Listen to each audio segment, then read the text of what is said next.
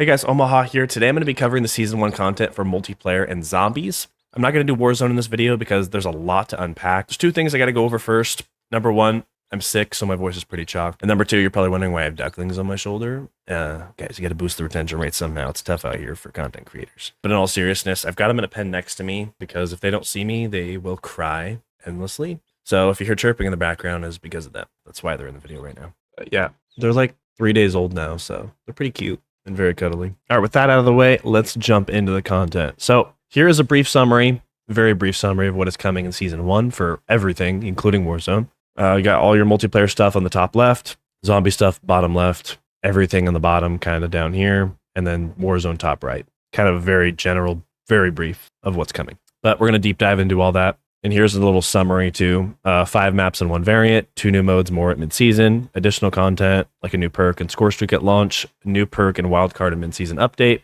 and then zombies teaser where they kind of announce what's coming with zombies. There's a new map, new ammo mod, new perk, and then augments for all that stuff. So first we're going to do multiplayer maps. Hideout, we got 5 of these maps, and then we got the 1 variant. So the first one is Hideout. This is a 6v6 medium-sized map. Let me just pull this up and move myself out of the way here. So that is the layout of the map right there. It looks pretty decent. I don't know if it's 3-lane or not. It looks like maybe you have a lane under here. This is like a bridge. So maybe you go under there. There's a lane here, maybe through the building, and probably like a lane that goes through like right here. And then you can probably cross the bridge too. So maybe kind of a 3-lane map. I don't know. But that is the first map. But they say it's a mid-sized multiplayer map. Next up, we have, oh, and this is part of that map right here. Another image right there. And then next up, we have Heirloom, which is a brand new strike 2v2 6v6 small size map. So this is for strike mode. And this looks pretty chaotic, I gotta say. So this is the layout here on the right. It looks like down here, those are the middle circles we see. So it looks like, and as far as head glitching, people just sitting there, you're probably only going to see people right up here in the corner with that doorway, and they're only going to be able to watch this lane. And then probably in this room, which is going to be the same thing, but at the other side where they can only watch this lane, which is like covering both doorways. Right here, I thought that was going to be a head glitch station, but there's a wall right here down at the bottom picture, which is the same thing. And that's pretty high. You're not going to be standing that high. So yeah, it actually looks pretty safe to run out from the middle right here into here, which is probably where you'll die to shotguns inevitably. So looks very chaotic, like Strike usually is. And there's another image of the map, which is probably half the map right there. And then next we have Extraction. This is a 6v6 medium-sized map. And aesthetically, this looks fantastic. I am very excited for this one. So you see here, we have like the inside of the hangar. Here's like the outside of it. There's like a little underneath sewage walkway type thing. I don't know. And then up here, you can go in like the air control tower, which is pretty sick. And then here's inside the building. And here's the layout. It's kind of a weird L-shaped layout, which I feel like doesn't usually play all that well, but who knows? It could play well. Yeah, aesthetically, I mean, the map looks fantastic. I'm extremely excited for that one. Next up, we have another 6v6 map, a remaster of Hacienda from Black Ops 4. If you didn't play Black Ops 4, this was a very well-regarded map, I would say. Most of the community seemed to like it. I liked it a lot as well. It's a fairly decent-sized map. Kind of has lanes built for every play style. I think it plays really well with pretty much any weapon type. But yeah, good to see the map coming back. I like that map a lot. And here's another image from that map right here. This is like up top, kind of inside, right up in here, these walkways. Then we have Racket, mid-season. Is that mid-season? Hacienda's mid-season as well. So those other maps for launch, Hacienda's going to be mid-season as well as Racket. So Racket is a 2v2 6v6 strike map. Small size, clearly. Pull up the image here. So here's Racket. Looks like kind of a bank vault type thing from the campaign if you played that. There's no layout, but I mean, these images are probably the entire map anyway. It's a strike map, let's be real. So yeah, it looks pretty cool. Hopefully, as time goes on, they kind of lean away from the strike maps. At least I hope they do. Like once we get a certain amount, I think it's fine to just have those and be done with it because it's kind of just for grinding, and then do 6v6 the rest of the way because 6v6 is what everybody's here for, really. And then we get Nuketown Christmas mid-season. So if you played Nuketown already, which you probably have, it's the same thing but Christmas themed. Pretty awesome. So those are the maps coming in Season 1. Then we're going to get 2 new modes. First is Ransack. So you're going to go around the map and loot gold bars from crates dotted around the area of operations. Once gathered, you secure your loot by bringing it back to your team's stash. So enemy team can raid your stash. So you got to defend that while sending people out to go get more. So that's pretty cool. Sounds pretty fun. And then Prop Hunt. Classic Prop Hunt is back. I love Prop Hunt, so I'm super excited for this. If you haven't played Prop Hunt, you basically can disguise yourself as random props like this vase around the map. They're usually tied to whatever map you're on, so you can blend in really well. You got to hide until the timer runs out, and then people have to like run around and try to find you. Super, super fun. Although with the size of the maps in this game, I mean, those games will probably be pretty quick. I guess it depends on the map. Rewind and Scud might be pretty good. And then they say there's going to be more limited time modes mid-season, so yeah, look out for that. Next up, we have new perks. The first one comes at launch. It's called Shadow. It goes in slot 2, and it's a green strategist perk. So this makes you undetectable to enemy traps and mines. So the spring trap won't go off. The neurogas thing won't go off. The blast traps won't go off, I'm assuming, because that's a trap or a mine, kind of both. And you'll probably be safe for those motion sensors. I can't remember what they're called off the top of my head right now, but I like those a lot. Those are pretty good. So this is a good way to sneak around. I feel like it should be a blue perk, but I guess it's green, so whatever. And then the second one is coming mid-season. This is called Shrapnel Radar, perk slot 3, a recon perk. And yes, this is basically Recon Pro, unfortunately. If you didn't play the OG Modern Warfare 3, you throw a lethal or tactical. If you hit anybody with that, they're going to be marked on the map like it's an advanced UAV, which is insane. So let's read the description. Dealing blast damage to enemies will reveal them on your minimap. This includes any enemies affected by your area of effect, tacticals, lethals, and field upgrades. So it doesn't say it has a directional arrow, but either way, it's going to be a very annoying perk to deal with. Hopefully it's counterable by something. I already know there's going to be people running the wild card for extra tacticals and spamming flashbangs around the map because of that's how it kind of was in Modern Warfare 3. Yeah, we'll see how that plays out. Then we got a new score streak, and this is the hand cannon from Cold War. It'll be coming to multiplayer and zombies at launch. It's a lethal, costs 900 score, and it's got mastery badges. So it's basically a high caliber pistol that allows players to equip a massively powerful handgun for a finite amount of time. Although it has a slow rate of fire and limited ammunition, makes up for this with good handling, improved hipfire accuracy with faster hipfire shooting speed, and the biggest bonus of all, high penetration shots that can one-shot enemies. So yeah, it's a really fast handling revolver that can one-shot anybody anywhere. It is pretty good if you're very accurate. And then mid-season, we're going to be getting the wild card High Roller, which is going to be really, really fun. This lets you equip a 4th kill streak. So that'll be pretty crazy. Next up, we have some info about ranked play. I personally don't play ranked play simply because it's basically already in the game with pubs, and pubs is basically ranked play without the limitations on weapons. So yeah, I don't play ranked play really, but maybe I should this year. Personally, I think I could probably hit top 250, but maybe I'm just being a little cocky there. I don't know. I just don't like the repetitiveness of running the same guns over and over. If you ever watch me play multiplayer, I don't like using the same guns all the time. Basically, you have to win 50 multiplayer matches to play ranked play. That's the only requirement. And then there's a new feature called Map and Mode Veto. So before each ranked match, 3 map and mode combinations are presented in the lobby, and ranked play teams can independently vote to veto one of the presented options. That gives you a little bit of control of what you play. So there's 3 options. If both teams vote different maps, then the third option will be the one you play. If both teams vote the same thing, then it'll randomly pick between the two. New feature where you can forfeit. Good to know if you're getting absolutely curb stomped. There's also a party skill restriction removal now. So now if you have 4 different party members, you can play together regardless of your individual ranks. And then the matchmaking is going to be based on the highest rank in the party. There's a new thing called loss forgiveness. No matter what your rank, your first loss of the day will be forgiven and not deduct SR, which is interesting. And then every time you rank up, you get 3 games of loss forgiveness that only count down when you lose. There's some pretty cool ranked rewards, actually. So these are all the skins you can get. Top 250 players can get this gold one. And then I think only one person ever can get this one in a season, which is actually really cool. But usually they have a lot of other rewards you can get too, like gun skins and all that kind of stuff. So I don't know, maybe I will play ranked this year.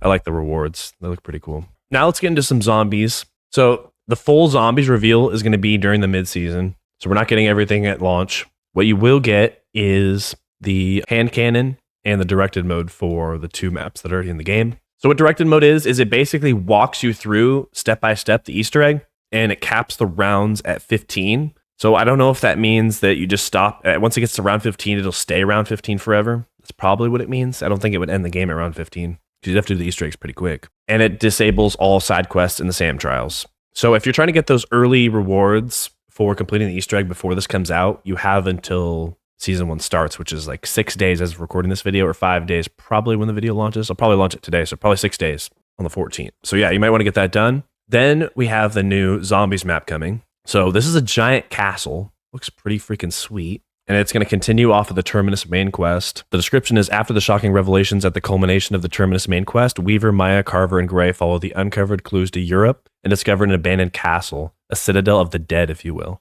that offers up a host of blank, ghoulish horrors, blank, Medieval Village blank with hidden blank abound. And there's a tweet I'm going to read later that actually reveals a little more info, but I'm going to get through this first. So here's some of the content coming for zombies. We got an additional Perca-Cola with 6 new augments, which is also going to be in the Wonder Fizz machines at Liberty Falls and Terminus. There's an additional field upgrade with 6 augments, an additional ammo mod with 6 augments, 18 new augments to research, which I'm assuming it's counting the 6 for each of those things we just covered, unless it's 18 more after that. I don't think it is. 3 new Gobblegums. You get the hand cannon score streak from multiplayer. And then there's new wonder weapons, plural. Weapons? Yes, weapons. So I'm thinking probably elemental-based weapons, you know, like the staves are on Origins, or the bows and Dries and Drock, which would be pretty awesome. There were some leaked names for wonder weapons, but I don't know how accurate they are. It was like Bloodstone, Ray Gun Mark II, and Opal. But that was like, I think, leaked for like the entirety of Black Ops 6 life cycle. So you got to take that with a grain of salt. I don't know that that's accurate.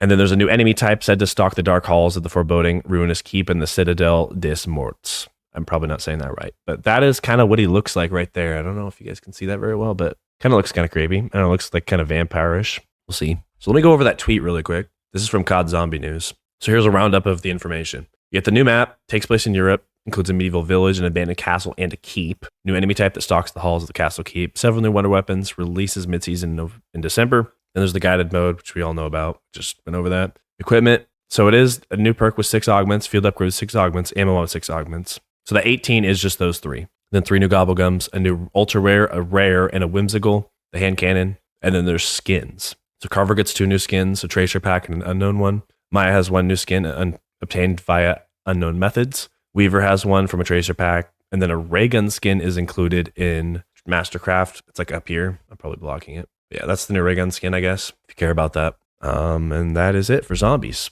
so far that we know. All right, now we're going to go over stuff that's coming to both modes. Well, all 3 modes, really. The weapons. So the first one is the Krieg C coming at launch. It's an assault rifle. It says Battle Pass page 3 HV tier reward, and then page 14 Battle Pass blueprint. I don't know exactly what that means yet. That's what it is. It's going to have 43 levels, 3 magazines, 30 rounds in the mag. Mastery badges, yes. It's got all these attachment slots. I'm not going to read those. Has the same customizable options as every gun in the game, probably. Full auto assault rifle, high damage and average handling. Recoil pattern starts very controllable before ramping up. So I'm assuming this is going to be like the Krieg from Cold War. For a hard-hitting, versatile assault rifle that performs well across multiple ranges, look no further than the Krieg C. This weapon inflicts moderate damage across the whole body with a 4-shot elimination within its effective range. Recoil control becomes shakier through sustained fire, so burst fire to retain accuracy, or consider attachments offering improved control to help counter the ramped-up movement. Looks pretty good. I'm sure these weapons will be meta when they come out. That's how every COD weapon is usually when it comes out. It's either meta or it's complete dookie. Next is the SOG. So if you played Black Ops 4, you definitely remember these. SMG, page 3 HVT tier reward, page 11 Battle Pass blueprint. So this has 39 levels, 4 magazines, 36 rounds in the mag. There's your attachments again. I don't know why they even put that there. It's kind of the same for everything. Pepper your enemies with a fully automatic submachine gun. Excellent mobility and good handling. Great rate of fire, high recoil. Pepper your enemies with a hailstorm of lead using this rapid fire SMG that's perfect for breaching and clearing small spaces. The SOG kicks up like a horse when fired, aimed down sights. Pull down when aiming to counter the recoil, or better yet, improve the weapon's already great hipfire capabilities with the appropriate attachments, including the tactical laser for a killer combo of mobility and accuracy via tactical stance, or go all out on hipfire with the Akimbo SOG stock for unmatched SMG firepower. And yeah, that's what everybody was running in Black Ops, or BO4 anyways, I think was the Akimbo SOGs. Those things were absolutely nutty. So that'll probably be back and fun to deal with. Next, we have the Maelstrom primary weapon. Mid-season, this is a shotgun. It's an event reward. You should probably have to do like some sort of challenge or something. 34 levels, 3 mags, 10 round magazine, fully automatic shotgun, good range and handling, high recoil, and large hip spread. What this weapon lacks in power compared to the other shotguns, it makes up for with its rapid fire full auto capabilities. Its high recoil and large hip spread require getting close to the enemy, but within its effective range, it's devastating. Consider equipping the Overkill wildcard to pair the shotgun with a mid-range weapon for greater versatility. When moving in tight spaces, swap to the full auto shotgun and let loose. So yeah, probably similar to like an AA-12 or whatever. Now we have the AMR Mod 4 mid-season, which is the Barrett 50 cal sniper rifle. If you've played almost any of the CODs from the past decade or 2 decades. 38 levels, 4 mags, 6 rounds in the mag. Semi-auto sniper rifle, 1-shot kill to the torso, arms, hands, and upper legs. Very high recoil and slow rate of fire. You can steady your aim while ADSing. So is it semi-automatic? Hardest hitting weapon in its class, the sniper rifle rewards patience with a huge one-shot elimination range across the upper body. It's slow to aim and it kicks hard, but when the shot connects, say goodbye to the enemy. Inflicting major damage out to 100 meters, its selection of closer range optics also offers the possibility of fighting in the Vanguard, a veritable frontline cannon. So it looks like it's going to be a little bit different. You probably won't be able to spam it very well. Well, you might be able to. Did it say? Oh, slow rate of fire. So maybe you can't, but maybe they'll make a way to do that. All right. This is where it gets really interesting. This is the Sarin 9mm in-season special event reward. Now look at this gun for a minute, and then look at the FMG9s from Modern Warfare 3. Let me pull this up bigger. I guess I can't. FMG9, you take away this little carry handle here, and it's the same gun. Look at that. You can't tell me that's the same, not the same gun. So it looks like we got the FMG9s back. 30 levels, 3 mags, 32 round magazine, and I'm assuming this is going to have a Kimbo. If they don't do a Kimbo, I'd be shocked. Fully automatic specialty weapon offers SMG characteristics as a secondary weapon, slow rate of fire. That's weird, because the one in Modern Warfare 3 had a really fast rate of fire. Take your secondary weapon game to the next level with this foldable. Yep, this is the FMG9. Secondary weapon offering full auto fire with a slow and steady rate of fire to help you stay on target up to the mid-range. Its base configuration offers 32 rounds to keep you in the fight during sustained combat, with an extended mag option that pushes that number to 40. The weapon has a moderate kick after each shot fired, but several of its attachments offer improved recoil control to help it counter the movement. Once unlocked, look for this weapon in the new special category within secondary weapons. So there's a new category that's going to be called the special section in secondary weapons. So hopefully we get a crossbow. And like I said, I would be shocked if this doesn't have a Kimbo eventually. Next up, we have the melee weapon power drill in season. It's an event reward. It's going to have 30 levels, no attachments because it's a melee weapon. 2-hit kill, very short range, very fast attack speed. No better tool for the job than the power drill, offering rapid attack speed for quick follow-up hits to get the job done, including a mix of sweeps, jabs, uppercuts, and a heavy attack that drills straight on. This weapon is ideal for putting a hole in the competition when going gets tough. So that sounds kind of cool. I'm not usually a huge fan of melee weapons, but I do have fun with them from time to time. And then we get a cleaver mid-season, which is a event reward as well. 30 levels, no attachments, 1-hit kill, short to medium range, medium attack speed. Featuring a combo of sweeping attacks and head-on strikes, the cleaver is the perfect melee weapon for clearing out multiple and single targets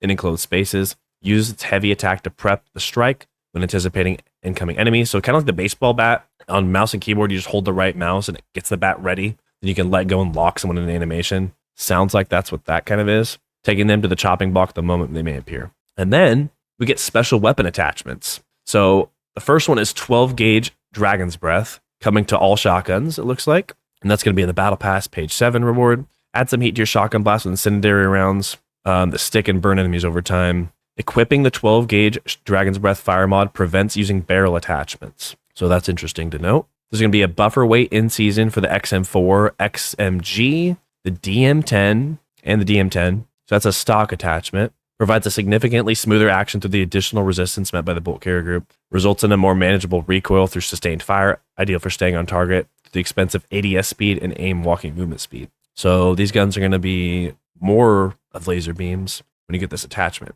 XM4 and XMG are already laser beams. Then we get a burst fire conversion in season for the XM4. So that's going to turn out like the M16. So that could be pretty good potentially. Convert the XM4 primary firing mode into a 3-round burst to help conserve ammo and stay on target. There's an impressive lack of recoil too, so it's still possible to pump out consistent damage when facing heavy threats. So I'm assuming it's going to be a 2 burst because of the time to kill in this game, but I guess we'll see. Burst fire conversion for the Compact 92 SMG as well, which is the last SMG. Converts it to an exceptionally rapid 3-round burst. Equipping the burst fire conversion mod locks the underbarrel and barrel attachment slots. When you need to fire quickly in close quarters, hold down the trigger to automatically cycle through burst shots. So that sounds pretty interesting. It looks like we're kind of getting aftermarket parts back in a way. And then another thing we're getting for multiplayer zombies and Warzone is the Armory, which is kind of like the one from Modern Warfare 3. This basically lets you unlock things if you miss the event for them. So if you missed any of these event weapons in Season 1, you'd be able to go into the Armory, and from there you can activate an item in the Armory to start earning XP towards unlocking it. So you can unlock stuff if you miss it,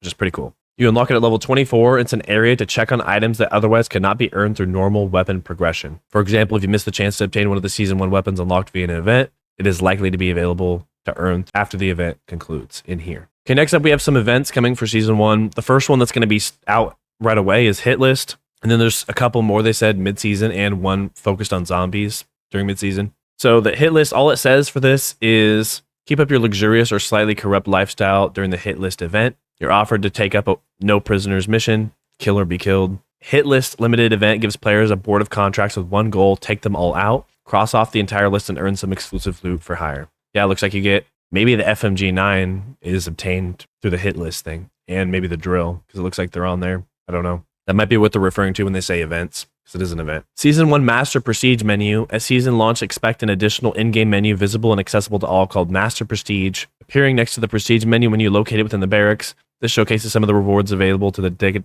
dedicated legends who are making the final grind to level 1000. This is where you'll go check out rewards as they're obtained, as well as viewing the legacy prestige emblems you accrue every 100 levels. I'm not entirely sure what's new about that, except maybe being able to see all the master prestige rewards. I don't know. You can already see all the prestige emblems in the game, so I'm not sure. Brand new battle pass system. This is actually a plus, I think. It's going back to the more traditional battle pass where it's linear like this instead of being like a big grid. I kind of like it better like this. It's just more simple and easier to look at. I'm not going to go over all the super details for the battle pass because frankly, I just don't really care all that much. Like I'm definitely going to try to earn the rewards, but I'm not like it's not like something I'm getting hyped about before season 1. One thing to note though, all base weapons are free to unlock. So you don't have to pay anything to get the new weapons. So basically these 6 items right here, you can unlock in any order. Once you get all 6, you can get the HVT item, which is the last item on that page. So that makes a little more sense now when we're looking at the guns when you unlock them. This whole entire thing explains that battle pass tokens are back.